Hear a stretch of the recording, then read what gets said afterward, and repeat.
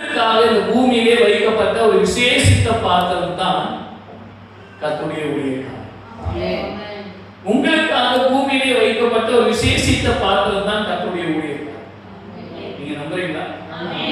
நம்ம மானம் அறையணும்னா ஆடையும், நம்ம புசிக்கணும்னா ஆகாரமும் எப்படி தேவையோ அப்படியே நம்முடைய வாழ்க்கையில மேன்மை அடைவதற்கு ஊழியக்காரனின் ஆலோசனை தேவை. ஆலோசனை இல்லாத இடத்தில் ஜனங்கள் சீர்கெட்டு போவார்கள் என்று வேதம் சொல்லுகிறது. ஆலோசனை ஜனங்கள் என்ன ஆயிடுவாங்க? சத்தமா சொல்லுங்க. புத்தியை கேட்காத புள்ள லத்தி, புத்தியை கேட்காத புள்ள லத்தி. எல்லாம் கவனிங்க, புத்தியை கேட்காத புள்ள லத்தி. ஒரு தகப்பனின் புத்தி, ஒரு ஆவிக்குரிய தகப்பனின் புத்தியை கேட்காத பிள்ளைக்கு பேரு தத்தி. இன்னைக்கு நிறைய சபையில தத்திங்க பெருசாயிடுச்சு. தத்திங்க ஆயிடுச்சு பெருசா, புத்தி இல்லாத தத்திங்க பெருசாகி போச்சு.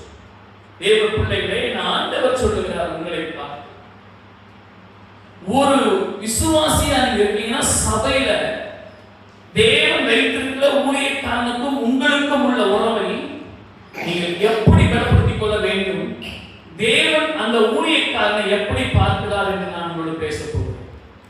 இந்த நான் பேசுற வசனத்தை 1000 அர்த்தம் கொடுக்கலாம் பல பேர், 1000 அர்த்தங்களோட பேசலாம் பல பேர். ஆனா நான் இன்றைக்கு தேவையான நம்முடைய சபைக்கு செய்தியை கொடுக்க விரும்புகிறேன். எத்தனைக்கு எல்லாரும் ஸ்தோத்திரம். அல்லேலூயா, அல்லேலூயா. உனக்கும் உங்கள் பாஸ்டருக்கும் உள்ள அல்லது உங்களுக்கும் உங்கள் சபைக்கும் உள்ள உறவு என்னன்னு சொல்லி வேகமா ஒரு வார்த்தை 2 வார்த்தை சொல்றாமா? உங்களுக்கும் உங்கள் பாஸ்டருக்கும் உள்ள உறவு என்ன? ஐக்கியம். பாஸ்டரியா நட்பு. நட்பு. நட்பு எதுவுமே நட்பு. அதெல்லாம் என்ன அப்படின்னு உடனே என்ன அப்படின்னு நீ இமானி அதெல்லாம் பலருக்கு பசங்க வெளியே சொல்ல முடியும். சொல்லுங்க. கீழ்ப்படிதல், அப்பா மகள் சொல்லி மட்டும் என்ன சாதிச்சிருக்க. நீ சொல்லு. சொல்ல மாட்டேன். சொன்னா திட்டுவீங்க. ஆசாரி. ஆசான். ஓ அதே அதே. அப்பா மகள் நடந்தீங்க. பாஸ்டருக்கும் உங்களுக்கு சரி. எனக்கும் எங்க ஊழியக்காரனுக்கும் ஆசான், கீழ்ப்படிதல், வாத்தியார், அப்பா மகள் உறவு, நட்பு, இதெல்லாம் சொல்றீங்களே, ரொம்ப சந்தோஷம். எனக்கு என்ன ஒரு வார்த்தை தான் நீங்க சொன்னதுல பைபிளை ஒத்துப்போற மாதிரி இருக்கு நான் நினைக்கிறேன். ஆமென். நீங்க எங்க வேணாலும் போய் பாருங்க, குடும்பத்துக்கு அடங்காத புள்ள உருப்படாது. குடும்பத்துக்கு அடங்காத புள்ள நீ அது எவ்வளவு படிச்சிருக்க, எவ்வளவு புத்தி இருக்கணும், குடும்பத்துக்கு அடங்காத புள்ள உருப்படவே சொல்ல மாட்டீங்களா? உருப்படவே. ஆனா அதே போல சபைக்கு அடங்காத புள்ள உருப்படவே உருப்படாது. எங்க அடங்காத புள்ள? சர்ச்சுல வாரம் வந்துருவாங்க, ஆனா சபைக்கு மட்டும் என்ன பண்ண மாட்டாங்க? அடங்காவே மாட்டாங்க. பக்கத்துல பார்த்து சொல்ல, நம்மள பார்த்தா பாஸ் சொல்றாங்க. அல்லேலூயா. சில நேரத்தில் நம்ம அடங்கவே கிடையாது. சில நேரத்தில் நம்ம என்ன பண்ணல, அடங்காத புள்ள உருப்படாது. நான் நிறைய என் ஊழியத்துல பார்த்துருக்கேன், ரொம்ப வருஷங்களா பார்த்துருக்கேன், பல வருஷம் ஊழியத்துல நிற்கிறேன். நான் சபையில அடங்கி இருக்கிறவங்களையும் அடங்கி இல்லாதவங்களுக்குமான வித்தியாசத்தை என்ன சொல்லிட முடியும். ஆமென். கவனிங்க, யாரும் பிள்ளை கவனித்தாலும் என்ன எனக்கு வந்து வைப்பா இல்லை என்ன கவனிங்க. ஸ்தோத்திரம். வாசிக்கலாம் எபிரேயர் புத்தகம் 7ஆம் அதிகாரம், புதிய ஏற்பாட்டில் 302வது பக்கத்தில் என்ன? ஆமென். 7ஆம் அதிகாரம் வேகமா 1வது 2வது சொன்ன வாசனம். இந்த மெல்கிசேதேக் சாரோனின் ராஜா, உன்னதமான தேவனுடைய ஆசாரியன்.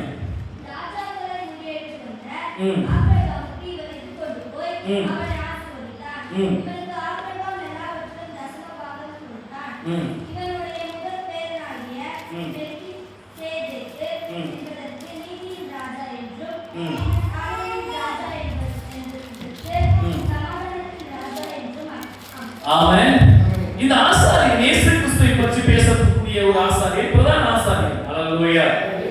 இந்த இந்த ஆசாரியன் ஆபிரகாம் ஸ்தோத்திரம் ஜெயித்த பிற்பாடு வந்தாரு. வந்துருக்கும் போது ஆபிரகாமை தேடி போய் மெல்கிசேதேக் ஆசீர்வதித்தான். சொல்லுங்க, யார் ஆசீர்வதிச்சது? ஏன் மெல்கிசேதேக் ஆபிரகாமை ஆசீர்வதிக்கணும்? 7வது வசனம் படிங்க. சிறியவன் பெரியவனாலே ஆசீர்வதிக்கப்படுவான். கேட்க மாட்டீங்களா நீங்க? சிறியவன் அழைக்கப்பட்டிருக்கிற, தேவனால் தெரிந்து கொள்ளப்பட்டிருக்கிற, தேவனால் அபிஷேகிக்கப்பட்டிருக்கிற, தேவ வசனத்தை உங்களுக்கு போதிக்கிற ஊழியக்காரன் என்கிற பெரியவனாலே நீங்கள் ஆசீர்வதிக்கப்பட்டிருப்பீர்கள்.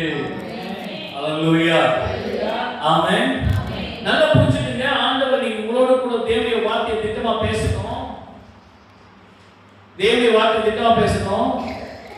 நான் கொஞ்சம் பொறுமையா பேச விரும்புறேன். இன்னைக்கு உங்களை உங்க ஊழியக்காரன் வந்து ஆசீர்வதிக்கிற அளவுக்கு நீங்கள் தேவ பிள்ளைகளா இருக்கணும். வந்து சொல்லுங்க, ஆமென் சொல்லுங்க. ஆண்டவர் என் ஊழியக்காரன் என் வீட்டுக்கு வந்து என்ன ஆசீர்வதிக்கணும். அந்த அளவுக்கு நீங்கள் தகுதியுடைய விசுவாசிகளா, தகுதியுடைய குடும்பங்களாக இருக்க வேண்டும். கைத்தட்டி கர்த்தருடைய நாமத்தை மகிமைப்படுத்துங்கள். யார் தகுதியுடைய குடும்பம் தெரியுமா? சத்துருவை ஜெயித்து ஆராதனை வரணும் தான் தகுதியுடைய குடும்பம். பிசாசை ஜெயித்து ஆராதனை வரணும். இன்னைக்கு பேர் நம்மள ஜெயிச்சு வர பெரிய பிரச்சனை, தூக்கத்தை ஜெயிக்கிறது ஒரு பெரிய பிரச்சனை, வேலையை ஜெயிக்கிறது பெரிய பிரச்சனை. வேலை, தூக்கம், பணம், இதுதான் நமக்கு எய்ம். இதை ஜெயிச்சுட்டு ஆராதனை எவ்வளவு பெரிய பிரச்சனை தெரியுமா? இந்த சத்துருவை, இந்த வேலைங்கிற ராஜாவை, இந்த தூக்கங்கிற ராஜாவை முறியடித்து தேவ சமூகத்துக்கு யார் வருகிறார்களோ அவர்களை போய் ஆசாரியன் தேடி போய் ஆசீர்வதிப்பார். ஆமென். சபைக்கு வரும்போது உங்க பாஸ்டர் உங்களை ஆசீர்வதிக்கணும் நீங்க விரும்புறீங்க. கரெக்ட்? ஆமாவா இல்லையா? நீங்க பாஸ்டர் அப்பா பேர் சொல்லி சொல்லணும். ஐயோ, இந்த விசுவாசி எனக்கு ரொம்ப பிடிக்குங்க, இந்த விசுவாசியை நான் ஆசீர்வதிக்க விரும்புறேன், இந்த விசுவாசி என்னுடைய பிள்ளை, இந்த விசுவாசி என்னுடைய மாணவி, என்னுடைய ஸ்டூடெண்ட், தங்கமான குடும்பம் சொல்லணும் அப்படின்னு நினைக்கிறீங்க. ஆனா சரியா நடந்துக்கிறீங்களான்னு கேட்டா சரியா நடந்துக்கிறதே. அல்லேலூயா, அல்லேலூயா. கீழ்ப்படிதலோடு நடக்கிறீங்களான்னு கேட்டா இல்ல. இஷ்டமோல வேலைக்கு சரியா போயிருவீங்களா இல்லையா? ஓனருக்கு நல்ல பிள்ளை, ஓனருக்கு சத்தமா சொல்லுங்க நல்ல பிள்ளை. ஸ்கூல் கரெக்டா போறீங்களா இல்லையா? போறோம். ஏன்? வாத்தியார் நல்ல பிள்ளை. ஆனா சர்ச்சுக்கு லேட்டா வருவோம். ஏன்? பாஸ்டர் கேட்க கூடாது. பாஸ்டர் என்ன பண்ணக்கூடாது? பாஸ்டர் ஆசீர்வதிக்கணும். பாஸ்டர் சத்தமா சொல்லுங்க, சத்தமா சொல்லுங்க. இந்த நான் பார்த்து நீ வாயை முடிச்சு, நான் பார்த்து என்ன பண்ணு, வாயை முடிச்சு. இவரு சிஎம் பேர், இவரு போய் பாஸ்டர் சொன்னோன்னே பாஸ்டர் என்ன பண்ணிடுவாரு? நான் ஆசீர்வதிக்க ரெடிதாங்க, ஆனா அந்த ஆசீர்வாதத்தை பெற்றுக் கொள்வதற்கு நீங்கள் தகுதியா? ஊழியக்காரனா சபை மக்களாகிய உங்களை மெல்கிசேதேக்கின் முறைமைப்படி ஆசாரியனா இணைக்கப்பட்டிருக்கிற இந்த சபைக்கு போதனா இருக்கிற நான் உங்களை ஆசீர்வதிப்பதற்கு ஆயத்தமாக இருக்கிறேன். நீங்கள் ஆசீர்வதிக்கப்பட்டிருக்க வேண்டும் என்பதுதான் என்னுடைய ஆசையும் கூட. அல்லேலூயா. நீங்கள் பிசாசின் ராஜ்யங்களையும் ராஜாக்களையும் ஜெயித்து கொண்டா, நீங்கள் ஸ்தோத்திர தூக்கத்தை ஜெயித்து கொண்டா, நீங்கள் வேலையை ஜெயித்து கொண்டா, நீங்கள் வருமானத்தை ஜெயித்து கொண்டா, இதெல்லாம் ஜெயிச்சு தூக்கி எரிச்சு போது தேவ சமூகத்துக்கு வாங்க. அப்பதான் நான் சொல்ற ஆசீர்வாதம் உண்டாகும். ஏற்க மாட்டீங்களா நீங்க? அப்பதான் நான் சொல்ற ஆசீர்வாதம் உங்களுக்கு உண்டாகும். ஆமென். மெல்கிசேதேக் ஆபிரகாம் என்ன செய்தானா? சத்தமா சொல்லுங்க, சத்தமா சொல்லுங்க, ஆசீர்வதித்தான். ஆமென், அல்லேலூயா. அதனால அந்த ஆபிரகாம் முறியடித்து, அந்த ஆபிரகாம் இவனுக்கு எதிர்கொண்டு போய் அவனை ஆபிரகாம் வந்து இவனை எதிர்கொண்டு போய் அவனை ஆசீர்வதித்தான். இவனுக்கு ஆபிரகாம் எல்லாவற்றிலும் படிங்க சொல்லுங்க, தசமபாகம் கொடுத்தான். சொல்லுங்க சத்தமா. ஆண்டவருடைய ஆசீர்வாதத்தை பெறணும் என்ன வேணும்? சத்தமா சொல்லுங்க. நீங்க பார்க்கறத பார்த்தா எதை பத்தி வேணும் பார்த்து பேசு பாஸ்டர். இந்த தசமபாகத்தை பத்தி மட்டும் என்ன பண்ணாது, பேசாது. தசமபாகம் ஆபிரகாமுடைய ஆசீர்வாதத்துக்கு முக்கிய காரணம் இந்த வசனம் தான். அவருடைய துவக்கம் பெரிய சீமான். ஆதியாகமம் 13ஆம் அதிகாரத்துல 2வது வசனம் சொல்லுது, அவன் செல்வ சீமானாக இருந்தான்னு சொல்லி சொல்லுது வசனம். ஆதியாகமம் 13ஆம் அதிகாரத்துல அதுக்கு காரணம் இந்த வசனம். படிங்க இந்த வசனத்தை. ஆதியாகமம்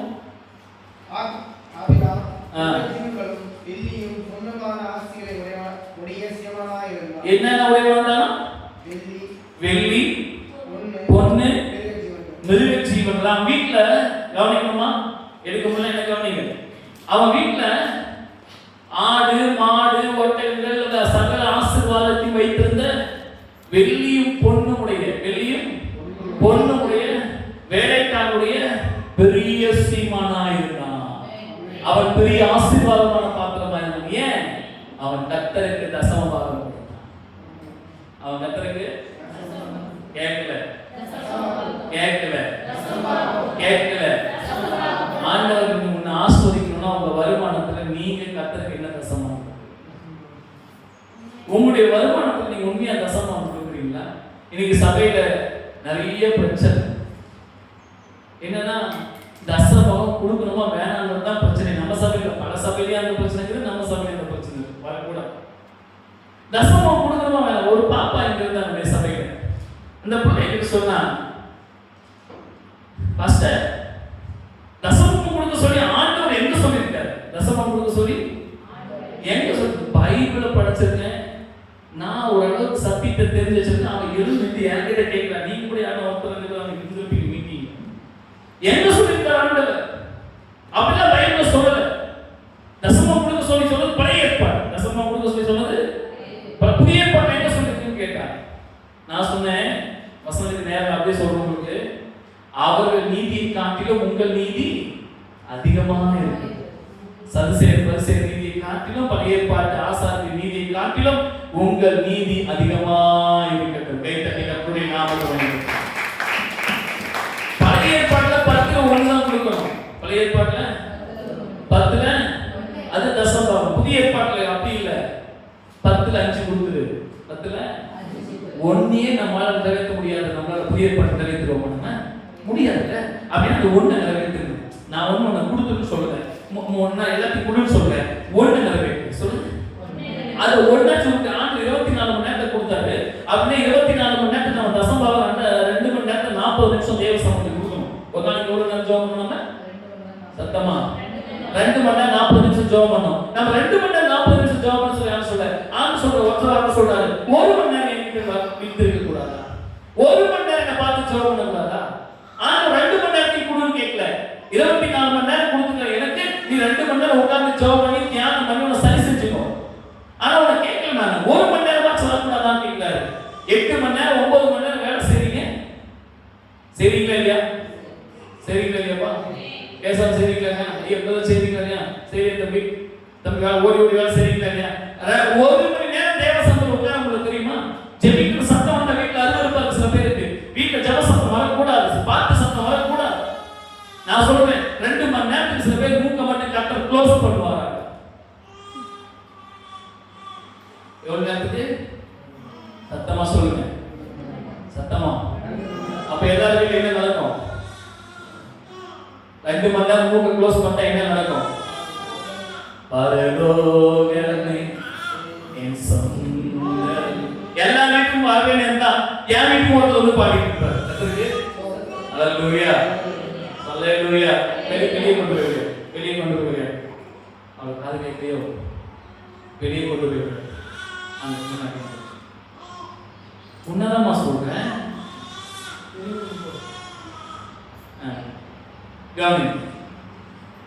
கவனிங்க. நிறைய பேருடைய வாழ்க்கையில தசமம் கொடுக்காம இருந்ததுதான் காரணம். நேர ஓனருக்கு உண்மையா வேலை செய்யறது இல்லையா?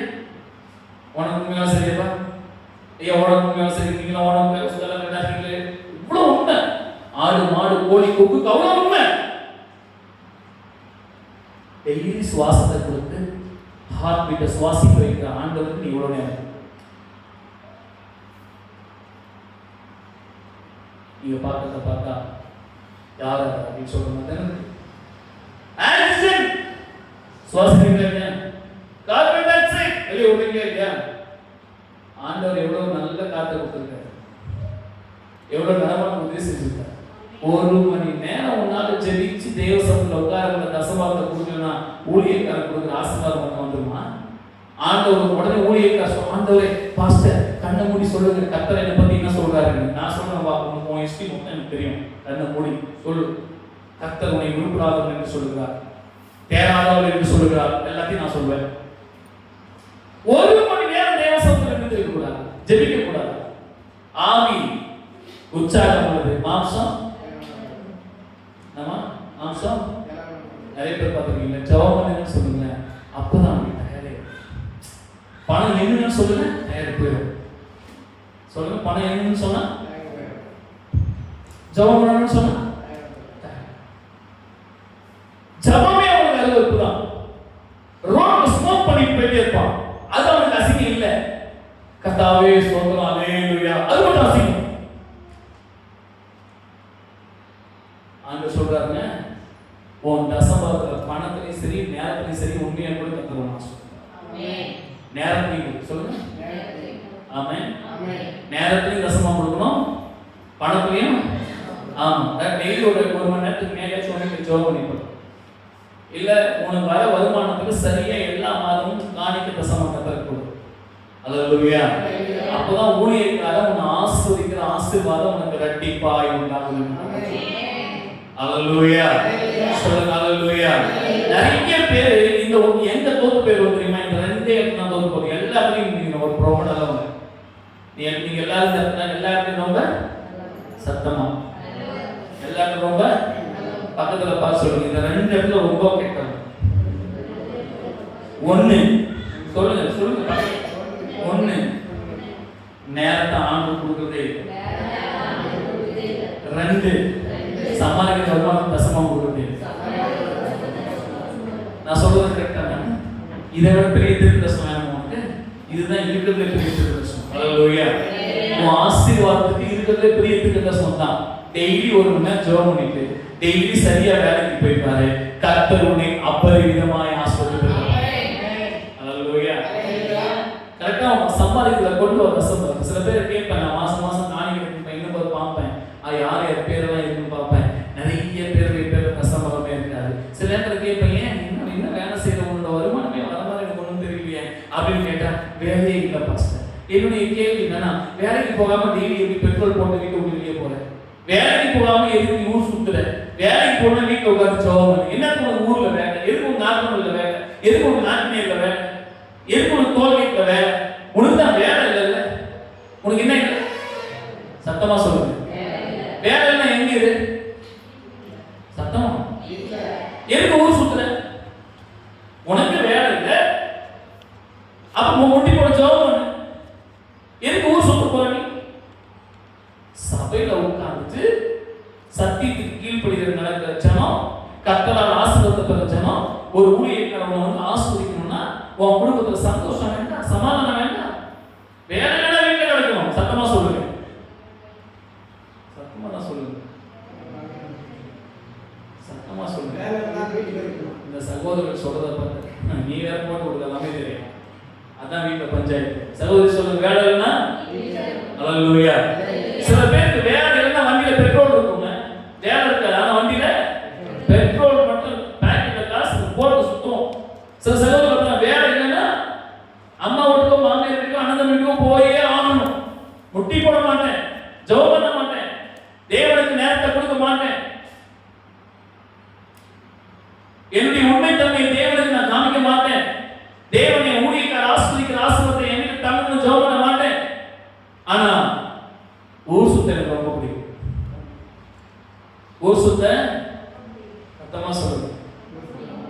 ஊர் சுத்த எப்போ வரைக்கும் எல்லாரும் நான் எப்போ உங்ககிட்ட வரும், அவ்வளோதான் விஷயம். இங்க நிற்க மாட்டேன், அடுத்த உங்ககிட்ட வரும். ஊர் சுத்தத்தை அவ்வளோ பிடிக்கும். ஒரு தம்பி போன் பண்ண, தம்பி தோத்துதான் எங்க இருக்கு அண்ணா, வேலூர் வரையும் போயிருக்கேன். என்ன வேலை? சும்மா. எவ்வளவு தொலைவு போறாரா? வேலூர் போறாரா? என்ன வேலை? சும்மா. பதில் நான் திரும்ப பேச போன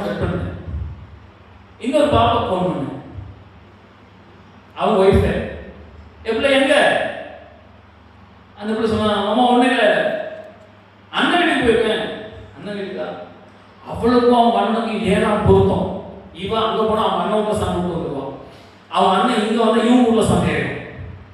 இந்த மாதிரி ஒரு ஏறாம் பொருத்தம். அவளுக்கு எங்க ஒண்ணு இல்லை, அண்ணன் வீட்டுல உகாதிக்கு கறி சோறு இருக்கு. அண்ணன் வீட்டுல உகாதிக்கு நான் கேட்டேன், உனக்கும் அவனுக்கு தான் ஏறாம் பொருத்தமாச்சு, அது கறி சாப்பிடும் போது மட்டும் ஒத்து போகும். எப்போ ஒத்து போகும்? கறி சோறு தின்னும் போது மட்டும் எங்களுக்கு எல்லாமே என்ன ஆயிடும்? ஏறாம் பொருத்தம். சும்மா போறேன், சும்மா உட்கார்ந்துருக்கேன், சும்மா ஊர் சுத்துறேன். கவனிக்கணும் கவனிக்கணும். பச்சோல் என்ன வேலை? சும்மா நின்னுக்கிறேன். நாக்கமுள்ள என்ன வேலை? சும்மா நின்னுக்கிறேன். தோல்கேட் என்ன வேலை? சும்மா பேசிக்கிறேன். என்ன சும்மா வேலை உனக்கு? உங்க பாஸ்டர் இருக்கிறனா நீங்க சும்மா நின்னு நீங்க என்ன பார்த்துருக்கீங்களா? சொல்லுங்க. நாக்கமுள்ள சும்மா நின்னு பார்த்துருக்கீங்களா? தோல்கேட் சும்மா நின்னு பார்த்துருக்கீங்களாப்பா? இந்த ஜோலா பண்ண சும்மா நின்னு பார்த்துருக்கீங்களா?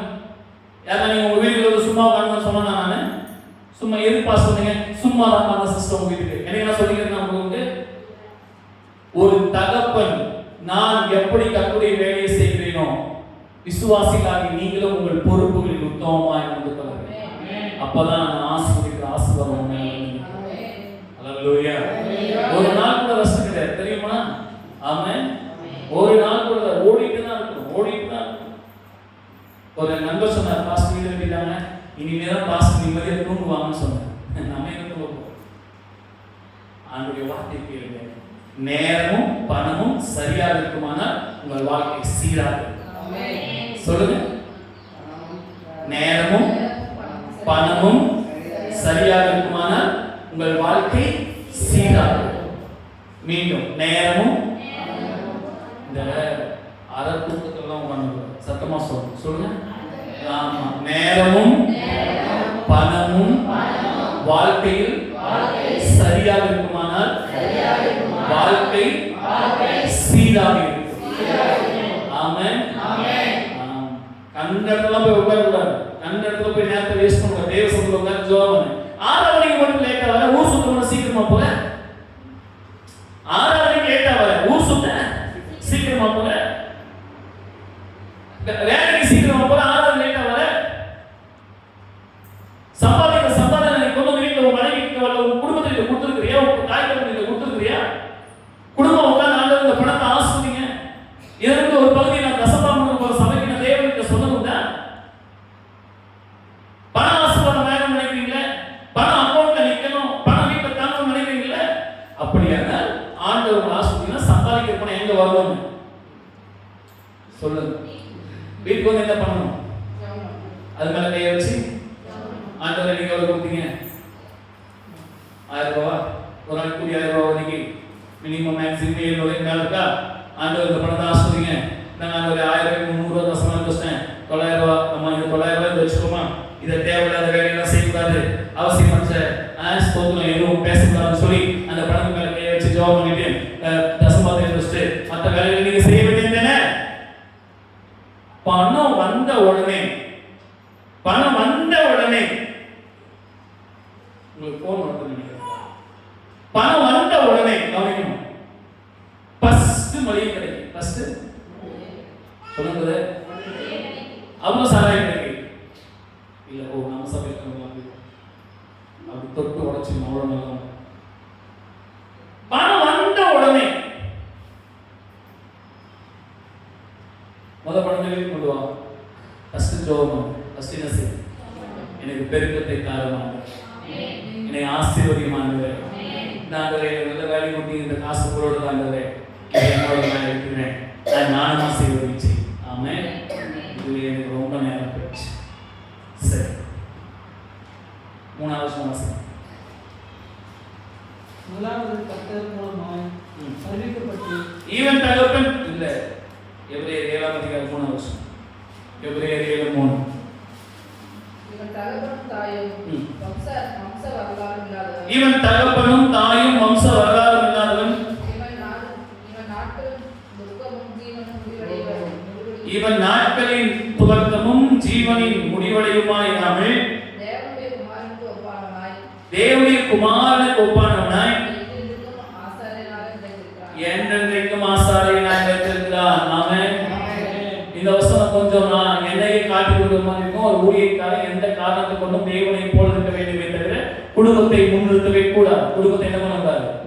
முன்னிறுத்த கூடாது. எந்த காரணத்தை கொண்டும் தேவனுடைய ஊழியக்காரன் ஒரு சபைக்கு போறீங்க அப்படின்னா, தேவ நாமத்தை மேம்படுத்துறீங்கன்னா, அந்த சபையில ஊழியர்கள் உருவாக்கப்படணும், ஊழியர்கள் எழும்பணும். அதற்கு ஆமென். நீங்க எங்க தசமா கொடுக்கணுங்கிறத எங்க ஊழியம் அதிகமா இருக்கோ அவங்க கொடுக்கணும். எங்க ஊழியம் அதிகமா இருக்கோ ஆமென். அப்போ சில இடத்துல ஒரு சபை வச்சிருப்பாங்க, அதையே உருட்டி விற்பாங்க. ஆனா பாஸ்டர் ஃபேமிலி நல்லா இருக்கும். ஆனா நாம் இயேசு கிறிஸ்துவை போல் கர்த்தருடைய ஊழியத்தை, ராஜ்யத்தின் சுவிசேஷத்தை எங்கும் அறிவிக்கிறவர்களாய் காணப்பட வேண்டும். ஆமென். அப்பதான் நீங்க கொடுக்கிற பணம் சரியா ஊழியத்துக்கு என்ன பண்ணணும்? செலவு பண்ணப்படும். ஒருவேளை இங்க காணிக்கை வந்தா இது கொண்டு போய் திருப்பூர்ல வாடகை கட்டுவேன், இல்ல அங்கே காணிக்கை வந்தா அஸ்தோத்திரம். உங்களுக்கு போன் வந்துட்டே இருக்கு, என்னன்னு தெரியல, எப்ப பண்ண மாட்டாங்க. கவனி. அப்போ எப்பவும் நீங்க ஆசீர்வாதமா இருப்பதற்கு ஒரே ஒரு காரணம் தான். எப்பவும் கொடுக்கிற பணம் விளையணும். கொடுக்கிற பணம் சத்தமா கொடுக்கிற பணம் விளையாத இடத்துல கொடுக்க. இப்ப நீங்க கொடுக்கிற வேற ஒரு ஊழியத்துக்கு உபயோகப்படும். இங்க இந்த ஊழியத்துக்கு அதிகமா வந்துச்சுன்னா ஆவணத்துக்கு உபயோகப்படும். ஆவணத்துக்கு அதிகமா வந்துச்சுன்னா காதலி படத்துக்கு உபயோகப்படும். அதனால உன் பணம் கர்த்தருக்காக செலவழிக்கப்படணும். பாஸ்டர் ஊழியத்துக்கு, என்னுடைய குடும்பத்துக்கு, என் குடும்பத்தை கர்த்தர் போஷிக்கிறார். கர்த்தருக்கு ஆமென். வேகம் அடுத்த வசனம். இவன் எவ்வளவு பெரியவனாய் இருக்கிறான் பாருங்கள். கோத்திர தலைவனாய் ஆபிரகாம் முதலாய் கொள்ளையிடப்பட்ட பொருட்களில் இவனுக்கு தசமபாகம் கொடுத்தான். ஆமென். எல்லாவற்றிலும் தசமபாகம் கொடுத்தான். ஸ்தோத்திரம். நிறைய காரியத்துல 6வது வசனம். ஆகிலும் அவருடைய வம்ச வரிசையில் பாராதவனாய இவன் ஆபிரகாமின் கையில் தசமபாகம் வாங்கி வாக்குத்தத்தங்களை பெற்றவனை ஆசீர்வதித்தான். ஆமென். சாதாரண ஒருவனை ஆசீர்வதிக்கவில்லை, மாறாக வாக்குத்தத்தங்களை பெற்றவனை ஆசீர்வதித்தான். ஆமென். ஏன் தசமபாகம் கொடுக்கணும்னு சொல்றது தெரியுமா? நான் ஏன் இந்த வசனம் அவன் வம்ச வரலாறு யார்? இந்த ஊழியக்காரங்கிற ஒரு லிஸ்ட் இருக்கு பாருங்க. வம்ச வரலாறே இல்லைங்க. சொல்லுங்க. இப்போ உங்க அச்சை யாருன்னா கேட்பாங்களா? கேட்க மாட்டாங்க. கேட்பாங்களா? ஆனா என்ன யார் வச்சாலும் கேட்க. வம்ச வரலாறே இல்லை. அதிகப்படி பாஸ்டர் ஒரு அச்சை உங்க மேல கை வச்சா ஒப்புவோமா அப்படின்னு நீங்க ரெண்டு கேள்வி கேட்குறீங்க. என்ன பார்த்து கேட்குறீங்க சார். ஒரு நாளைக்கு சர்ச்சில் 100 பேர் இருக்காங்க சார். வெளியே வச்சவங்கள கேட்டுக்கலாம். சொல்லுங்க. வெளியே வச்சா கேட்டுக்கலாம். நம்ம கூடவே உட்கார்ந்துட்டு நம்ம கூட வசனத்தை கேட்டு நம்ம கூடவே சாப்பிட்டு வெளியே போய் நம்மளே அடிச்சுட்டு போயிட்டே இருக்காங்க. வம்ச வரலாறே இல்லை. என்ன கேட்கறதுக்கு மேல ஆளே இல்லை. ஒரு ஊழியக்காரன தேவன் அழைக்கும் போது எல்லாத்தையும் தொடர்ந்து வரும். கர்த்தருடைய ஊழியத்தை செய்ய நீங்க தசமா கொடுக்கணும்னு வசனம் சொல்றது பாருங்க. அவன் வம்ச வரலாறுக்காரன். அவனுக்கு எல்லாமே நீங்க தான், சபை மக்கள் தான், நீங்க தான், விசுவாசிக்கு தான். பாஸ்டர் தான் பாஸ்டருக்கு எல்லாமே, கிறிஸ்டி சகோதரி தான் பாஸ்டருக்கு எல்லாமே, ஆண்டி தான் நீங்க தான் பாஸ்டருக்கு எல்லாமே, உங்க ஆசாரியருக்கு எல்லாமே. கை தட்ட மாட்டீங்களா? ஆமென்.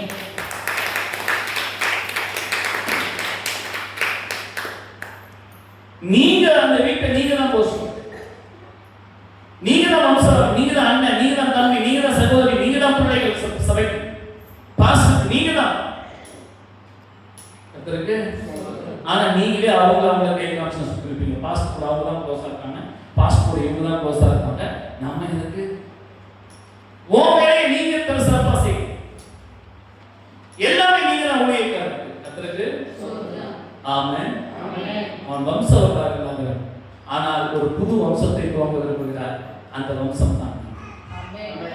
என்னுடைய வம்சத்தை விட்டுட்டேன். என் வம்சத்தை, என் ரத்தத்தை வந்துச்சு பாருங்க, வம்சத்தை விட்டுட்டேன். அவர் ஒரு புது வம்சத்தை உருவாக்க வந்திருக்கேன். அந்த புது வம்சம் தான் நீங்க. அந்த புது சரித்திரம் தான் நீங்க. இதை துவங்கத்தான் நீங்கள் அந்த ஊழியக்காரன் தசமா காணி கொடுக்கணும். என்ன ஆகும்? 18ஆம் அதிகாரம்.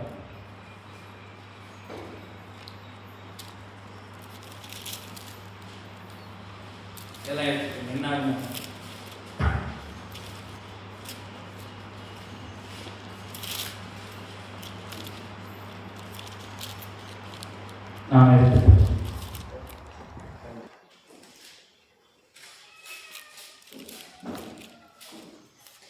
18வது வசனம்.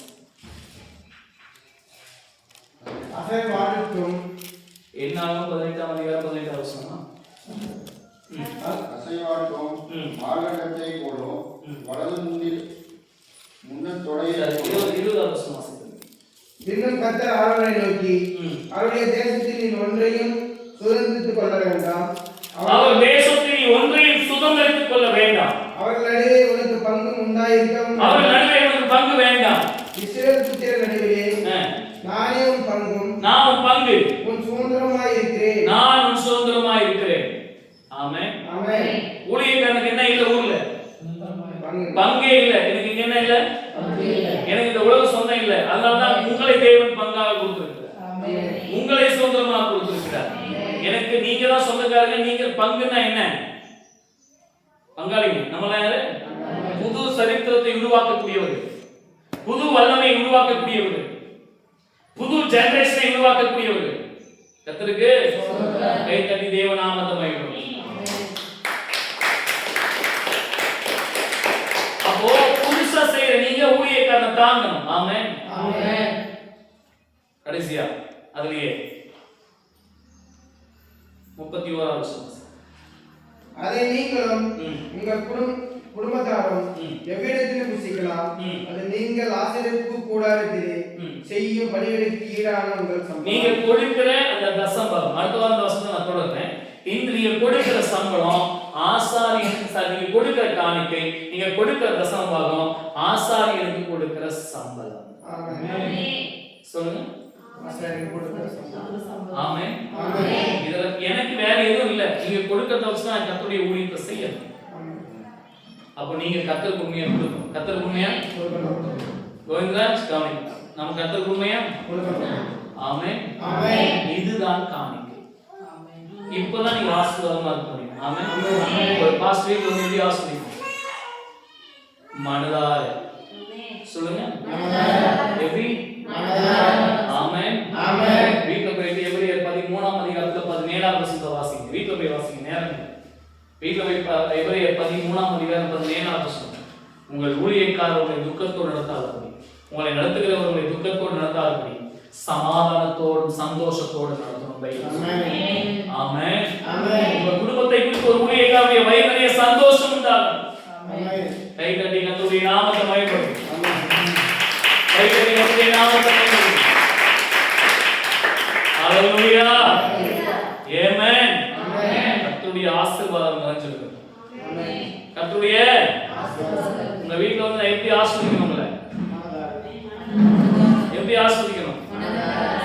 இந்த மாதிரி ஒரு விசுவாசியை நான் சர்ச்சில் வச்சுக்கிறேன். ஆராதிக்க வர மாட்டேங்குது, ஒன்றும் வர மாட்டேங்குது. ஃபோன் பண்ணா ஃபோன் எடுக்கிறதில்ல, ஜோம் பண்ணா ஜோம் பண்றதில்ல, வானா வர்றதில்ல. ஐயோ அப்படின்னு ஒரு ஊழியக்காரன் துக்கப்பட்டா ஆசீர்வாதம் வீட்டில் தங்க. ஆசீர்வாதம் வீட்டில் நம்புறீங்களா? நீங்க நம்புறீங்களா?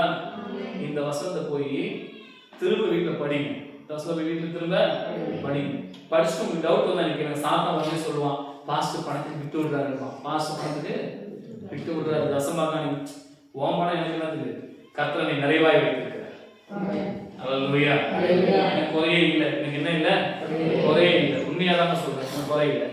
எனக்கு எல்லா பிரச்சனையெல்லாம் இருக்கு. கடன் இருக்கு, போராட்டம் நிறைய இருக்கு. எந்த டென்ஷனும் இல்லை. ஆனா எனக்கு குறையே இல்லை. எனக்கு கர்த்தர் கூட இருக்கார்.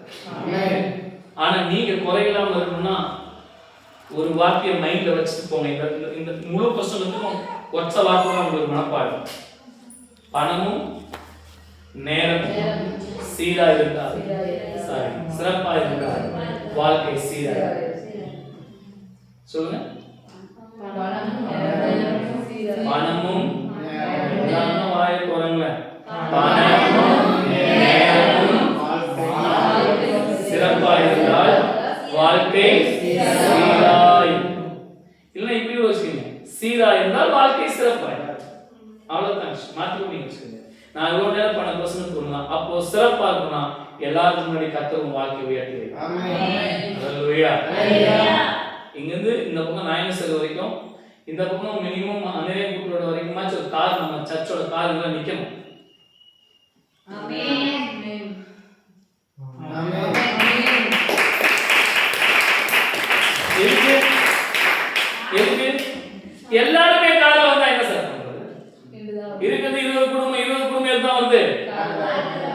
காரணம் யார் தான்? இந்த வசனத்தை செய்ய இதெல்லாம் வாழ்க்கையில் நடக்கும். இந்த வசனத்தை செஞ்ச இதெல்லாம் வாழ்க்கையில நிச்சயமா நடக்கும். கர்த்தருக்கு